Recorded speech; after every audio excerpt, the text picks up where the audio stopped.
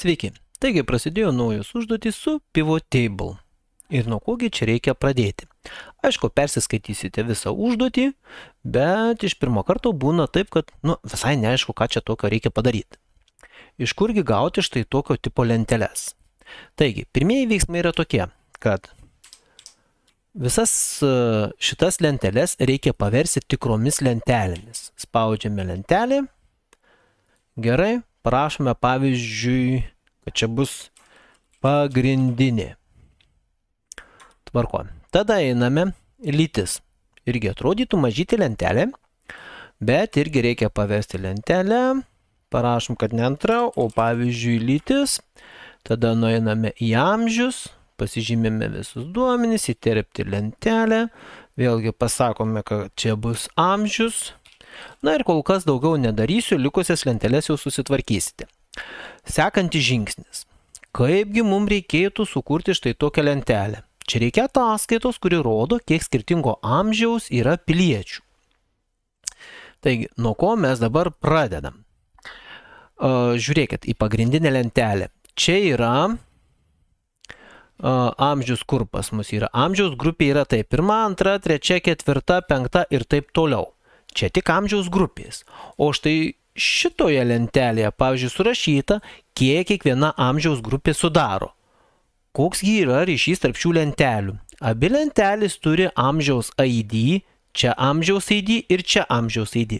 Reiškia, per amžiaus ID tos lentelės gali būti susijusios ir paimti štai šitą amžių ir pagal šitos dydžius per ID paskaičiuoti, kiek žmonių yra pagal skirtingą amžių. Nuo kogi reikia mums dabar pradėti?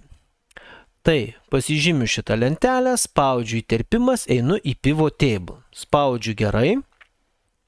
Susikūrė naujas lakštas, leidžia daryti pivot table. Bet šita pivot table kol kas yra skirta tik tai mažai lentelė amžius, ID ir amžius. Aš norėčiau, kad tos dvi lentelės būtų susijusios tarpusavyje. Todėl spaudžiu daugiau lentelių. Taip. Palaukiu truputėlį. Ir dabar žiūrėkite, man jau rodo daugiau lentelių. Ir čia lapas antras, įsivardinsit, kaip jums yra patogiau. Aš paimsiu šitą dalį, lapas antras, persikopijuosiu. Štai taip.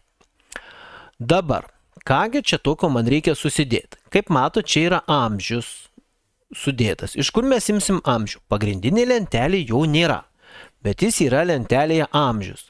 Ir štai paimam amžių ir sakom, amžius pas mus yra eilutėse. Štai šitie duomenys horizontaliai surašyta ir jau turime amžių.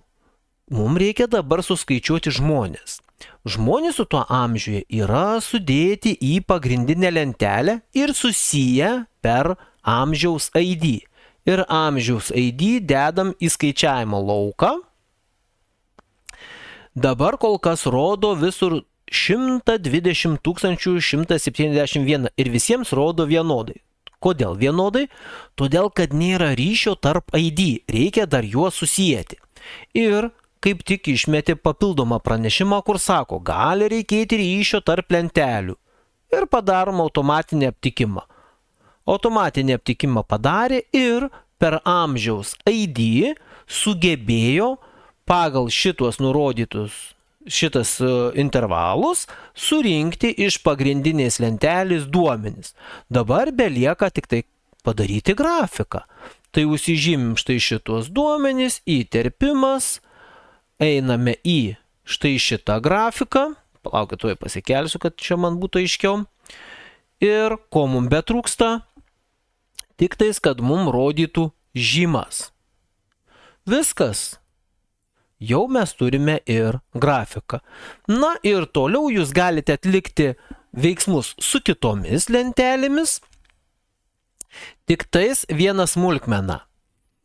Čia pagal ką išfiltruoti ne kokius duomenis atrinkti, bet pavyzdžiui išfiltruoti imti tik 1 metų duomenis. Čia kadangi yra viena ašis, tai čia yra kita ašis. Čia galima sudėti stulpelių pavadinimus. Na, o sumos nebūtinai turi būti sumos.